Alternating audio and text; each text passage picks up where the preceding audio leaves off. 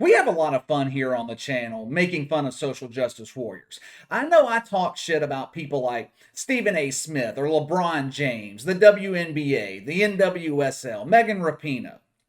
Most of these people, I don't really think they're bad, evil people. LeBron James is not a bad guy. Stephen A. Smith is not evil. I may disagree with them politically, but if I ran into Stephen A. Smith somewhere, everything would be cordial. I don't have anything against Stephen A. Smith personally. I don't have anything against Megan Rapinoe. I just think they're uninformed. I think they're being used, or in some cases, they're being paid off to promote a Marxist agenda. Stephen A. Smith sold his integrity for $12 million a year. Now, that doesn't make him evil, it just makes him dishonest. I don't judge him for it, to each his own. I wouldn't do it, but everyone is different. Like I said, most of these people are being used to promote the agenda. And they're not bad people, but there are some that are just pure evil. The people behind this Marxist social justice agenda here in America are evil. I'm sure by now you guys have heard of the school shooting that took place in Michigan earlier this week. Thankfully, school shootings are not as common as they were when I was in school. Back in the late 90s, early 2000s, it seemed like there were school shootings every week. They became so common, it was almost a footnote in the 24-hour news cycle. When Columbine happened, I believe Columbine was in 99, April of 99, it rocked the country. Columbine was a big deal. But as more and more school shootings took place, it happened so often, people became desensitized to it, as bad as that sounds. Now, fortunately, they're not as common as they used to be. But the shooting that took place in Michigan earlier this week, it was tragic. It really was. I'll admit, I don't know much about it. I know some shithead named Ethan Crumbley killed 4 people and shot 7 others. That's about the extent of my knowledge. I don't know the background of Ethan Crumbley, and I really don't give a shit. Put the asshole in solitary confinement for the rest of his life and be done with him. This should be an open and shut case. Us normal people, we look at tragic situations like this for what they are. This is an awful situation where 4 kids lost their lives way too soon. We pray for their friends and family that were left behind. That's what normal people do. Social justice warriors that fall towards the evil side of the spectrum, they never let a crisis like this go to waste. Nothing gets in the way of furthering the agenda. The ends always justify the means. Keith Olbermann is an irrelevant piece of shit. Now, I don't say that about people often, but I mean it about Keith Olbermann. If you want the blueprint on how to obtain a multi-million-dollar media career and completely screw it up, follow the path of Keith Olbermann. This dude was a star in the 90s at ESPN. He and Dan Patrick were the best SportsCenter duo ESPN ever had. Their chemistry was unmatched. The show was funny. It was entertaining. Dan Patrick knew football. Keith Olbermann is an old school baseball purist. The show worked. He transitioned from ESPN to a moderately successful career at MSNBC.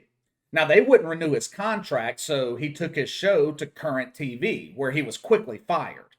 When your views are so radical that you can't hold jobs at 2 of the most liberal networks on television, you have a problem. You have a mentality problem. Barstool Sports owner Dave Portnoy, he tweeted about the Michigan school shooting yesterday. Now, I'm not a big fan of Barstool, or Dave Portnoy for that matter. I think he's kind of annoying. Now, I agree with him a lot of the time, but just because I agree with someone doesn't mean they're not annoying as shit. Just like if I disagree with someone, it doesn't mean I don't like them. Dave Portnoy tweeted about one of the students at this high school in Michigan. He was a football player, and he actually rushed towards Ethan Crumbley to save the lives of some of his classmates. Kid's a hero. How many people can say that they would do the same thing in that situation? How many people as a teenager would sacrifice their own life to save someone else's? When I was 15 or 16 years old, I don't think I could have done it. I mean, I was selfish at that age. You never know what you'll do until you're in a situation like this. But at 15, 16 years old, I don't think I could have sacrificed my life for someone else's. I'm just being completely honest. Most people run away from people with a gun, not run towards them. Normal people view this kid as a hero. Keith Olbermann? Keith Olbermann is not normal. Most pieces of shit aren't. How did Keith Olbermann view this heroic kid? Through the lens of woke politics, of course. I'm going to read you this tweet from this piece of shit verbatim. And my voice may sound a little bit more aggravated than usual. That's because this kind of shit really pisses me off. Listen to the logic of Keith Olbermann. Quote, "This kid died to stop a school shooter whose mother echoed the Trumpist fascism of Dave Portnoy in Barstool Sports." End quote. Dave Portnoy replied back to Keith Olbermann asking him, "What the fuck is wrong with you?" And that is the same thing I asked when I saw this. This is how delusional and evil these people really are. This son of a bitch is taking a heroic act from a teenager and denigrating it all because the mother of the school shooter is a Trump supporter. Does that make sense to you? Is that in any way logical? Twitter, Facebook, other social media platforms, they banned Donald Trump. I don't care about that. That's their right to do it. But how can you ban Donald Trump and not ban Keith Olbermann for this? This dude is a grade A 100% asshole. I actually feel bad for Keith Olbermann. I really do. How miserable do you have to be to look at a tragedy through the lens of politics? How screwed up do you have to be to look at the politics of the school shooter's mother? These are the kind of people that make up 8% of the population. I'll be honest with you. I don't think there is a cure for wokeism. I think once this mentality becomes ingrained in you, there is no eradicating it. There are different levels of woke. Like I said, I don't think a guy like Stephen A. Smith looks at things like Keith Olbermann does. Skip Bayless, even the ultra woke Shannon Sharp. I don't think they would say something like this. Then you have people like Keith Olbermann who are past the point of derangement.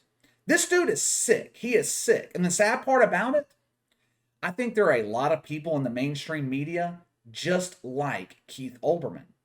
They're trying to copy the blueprint of the Czech Republic back in the 1950s. Little history lesson for you.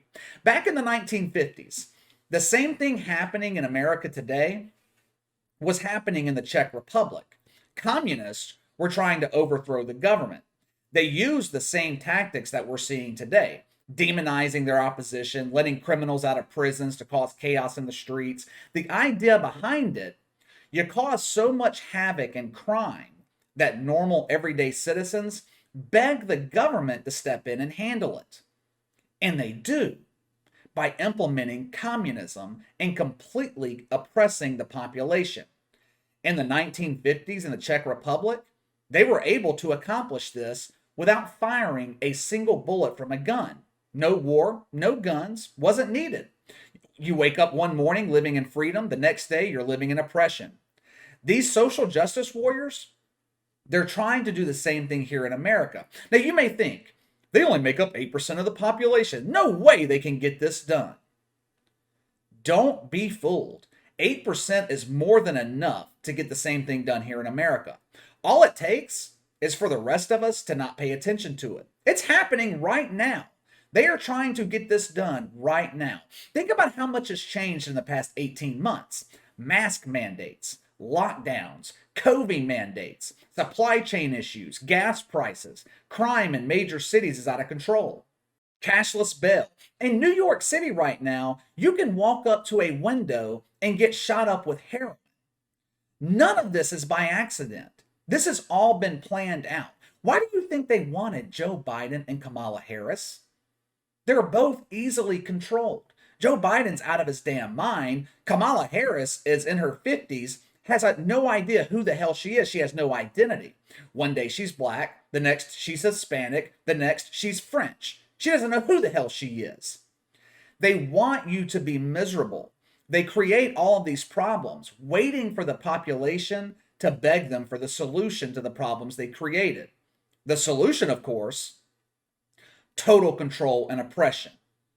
But anyway, Let me know what you guys think about Keith Olbermann. Sound off in the comments below. Make sure to like and subscribe. Click the notification bell to receive all notifications from the channel. Best way to contact me is by email at btlkc84@gmail.com, KC_BTL84 on Twitter. I'll see you guys later.